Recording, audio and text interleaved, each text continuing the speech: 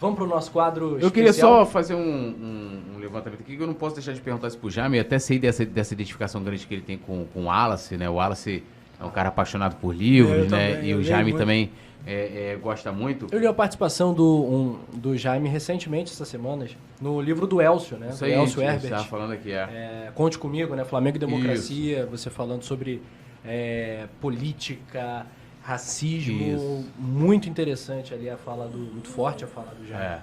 Não, e o Jaime é sobrinho, né? Da Lélia Gonçalves, Lélia, né? Gonçalves, que é uma das vamos dizer assim... irmã do meu pai. A primeira mulher aqui no Brasil a começar a escrever, a falar sobre a causa do movimento negro, né? Essa coisa toda. E mulher também, né? E mulher também. Negro e mulher.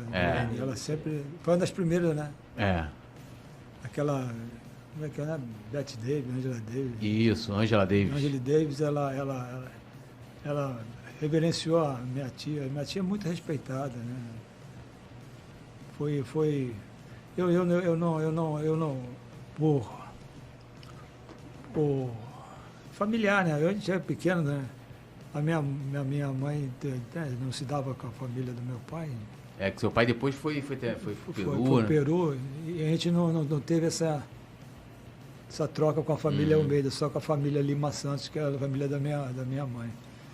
E por incrível que pareça, agora que nós estamos começando a... Não é má vontade, mas agora que fizemos um WhatsApp com a família Almeida, assim, então meus filhos, meus netos estão começando a trocar, e é muito legal. E é legal você conhecer, né, família, né? E a família do meu pai é grande, teve 16 irmãos, né? Tem primo, tem que levar uma cola para saber, não é porque não é muita gente, cara. Né? Mas assim, eu tenho assim, orgulho, eu sinto uma falta de não ter convivido com não só com a Lélia, que é conhecida, mas com todo mundo da família, né? Porque família é sangue, né? E de onde vem sua paixão por livros, por literatura? Em casa. Lá em casa, meu pai era muito... Ele tinha, acho que ele tinha... Ele tinha só feito por causa né, contabilidade, o único curso. Mas meu pai era um cara que gostava de música clássica, gostava de ler muito. Então, leitura você aprende de pequeno, né? É costume, né? Que você costuma a tomar coca. Lá em casa, aquele livro de Monteiro Lobato, foi o primeiro livro que tinha aqueles... E eu caçula, quer dizer, foi comprado para minhas irmãs primeiro, e eu comecei a ler, eu comecei a gostar de leitura a partir dali. Isso comecei para o colégio com 4 anos, sei lá, com 5, 6 anos. Que legal. E o que você está lendo atualmente? Estou lendo A Escravidão, o último, do Laurentino, né? Laurentino Gomes. Feraça. Eu li os outros 2. É impressionante, né? A gente está falando de esporte, mas é impressionante quando você lê um livro sobre a minha raça, né? A raça negra que passou, né? E contribuiu, né, para a economia do país, né? Assim, de trabalho, né? Escravo. E assim, ele conta a história sem... A história, né, documentada mesmo, né? E o que me impressiona isso é porque era um negócio tão lucrativo e tem muita documentação, porque era dinheiro, quantos morreram na travessia, era tudo anotado. Então a história é uma história assim, bem documentada, muito, muito interessante e muito triste, né? Mas é bom ter essa história contada. Tem até uma frase sua que está nesse livro, né, do Elcio, né, que é o Conte Comigo. Grande livro, a gente recomenda demais. Demais. Inclusive, na minha opinião ali, um dos dos melhores depoimentos, não quero fazer comparações aqui, mas é só dando a minha opinião. Até porque só teve fera no livro. Só fera. Só gente. Só fera. Já abre ali com a palavra do... Rapaz, ele é flamenguista também, músico. O Benegão? Não, o Benegão vem depois. O Benegão escreve também, mas quem abre... o Moacir Luz, pô. Moacir Luz, Samba Trabalhador. Gigante. E tem esse depoimento do Jaime, e tem uma frase lá que você fala assim, ó. Muito legal. Até anotei aqui pra gente poder citar, ó. Que você fala sobre a elitização do futebol, que você pode até quiser falar um pouquinho, que você fala assim, ó. O povo é Flamengo. Com todo respeito, é time de preto e de quem tem menos dinheiro, né? E você pegou ali, essa época no Maracanã, aquele primeiro momento ali, ainda a gente meio que sem entender do que estava acontecendo ali, né? Pelos preços, final da Copa do Brasil, R$ 250. Eu paguei esse valor, porque eu não tinha sócio torcedor O torcedor estava nascendo ali, né? Tinha... Nós fizemos, Não, nós tinha que eu falo, Aham. os resultados fez com que o torcedor crescesse. Tinha um sócio torcedor, mas eu não tinha o plano, entendeu? Não tinha grana para assinar. Então, né, que tinha que pagar mensal, quem foi sócio torcedor pagou um pouco mais barato, mas mesmo assim era um valor considerável, e quem não era teve que pagar 250 prata, e é isso, né? E depois você também relata nesse livro sobre uma experiência sua na Ilha do Urubu, que você falou, pô, aqui não tem preto aqui e tal, não tem pobre, não tem ninguém aqui com mais ou menos, né? Como é que você vê isso? O Flamengo sempre foi essa coisa de povo, papapá? Eu acho muito triste isso, né? Porque a torcida do Flamengo, eu falo, não estou falando de uma novidade aqui. Negro, né? Mas o pobre. E não tem mais espaço para esse torcedor depois que montou aquele Maracanã daquele jeito. E a minha cabeça na ilha, porque a gente não vê, quando você está trabalhando, eu não fico vendo o valor do ingresso, sabe? Nunca me passa pela cabeça. Estou achando que na ilha ia ser uma coisa mais... Diferente do Maracanã. Até Até pela localização. A localização, sabe, o pessoal que tem menos poder aquisitivo, poder né, ver o Flamengo num lugar mais simples assim, né? Mais fácil, mais... Só que a gente entrava na ilha, tinha um pedaço que a gente passava, o ônibus, né? Não tinha carro, mas é só o pessoal que tinha comprado ingresso e ia andando. Eu comecei a olhar assim, cara, não tinha preto andando, só tinha, né, classe média. Aí eu fui perguntar os preços não tinha nem na ilha também abrido espaço. É uma coisa que me deixa certa revolta em relação a isso.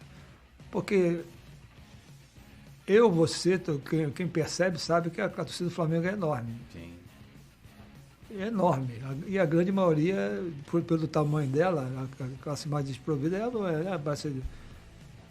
O preto, então, é o mais pobre, assim, em relação por tudo que aconteceu na história, oportunidade nenhuma, né? Em relação à educação que nunca teve espaço. Então eu achava que ali não tem, cara. Eu não consigo entender o Flamengo onde não tem preto, sabe?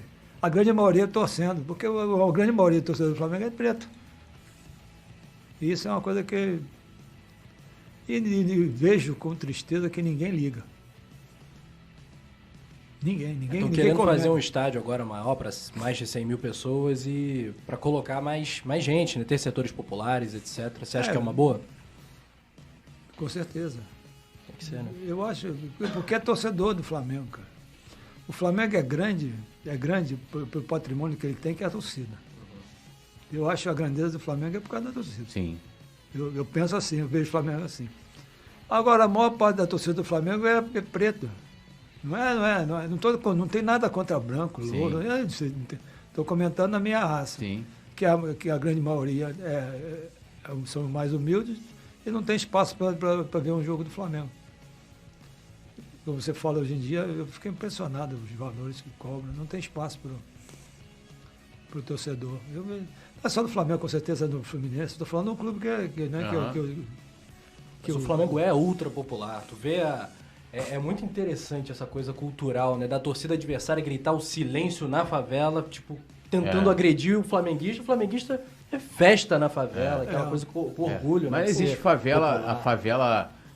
que é engraçado, né? A favela sem preto, sem aquele... não estou dizendo que a favela seja lugar de preto, mas é porque lá tem, né? Por toda a história que a gente tem no Brasil, então. né? A gente teve um período de favelização, né? Principalmente aqui as no Rio. As favelas foram depois que teve a abolição da escravatura. Os negros foram para os morros. Meio que ficando meio que a parte da sociedade. É. Então... e aí quando a gente fala que teve festa na favela e você não tem vamos dizer, essa mistura. Eu sempre entendi o Flamengo como uma mistura, né? Tipo, dessa coisa de... O que eu achava não, que eu via no Flamengo, na época que eu jogava, era democracia mesmo, sabe? Democracia no sentido de todo mundo participar, independente de cor, tinha espaço para tudo.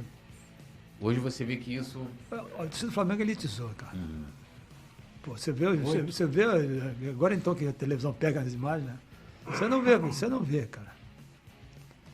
Eu olho bem, assim, ficou um negócio que me marcou, que quando eu percebi lá na ilha, que eu percebi que me deu uma certa revolta. E eu quero sempre, uma coisa que me chama a atenção, sempre que eu estou vendo o jogo, quando mostra assim, a torcida, eu dou uma olhada assim, mas dificilmente, muito pouco. A grande maioria, né? A grande maioria é quem tem dinheiro, né? E a raça negra não tem, nunca teve legal oportunidade. É o povão, né? A festa, aquela coisa... Rapaz, eu joguei na época de geral, cara. Pô, era uma festa. A geral era uma festa. E eu fui muito a geral quando era assim, 16, 15 anos, morava no Leblon.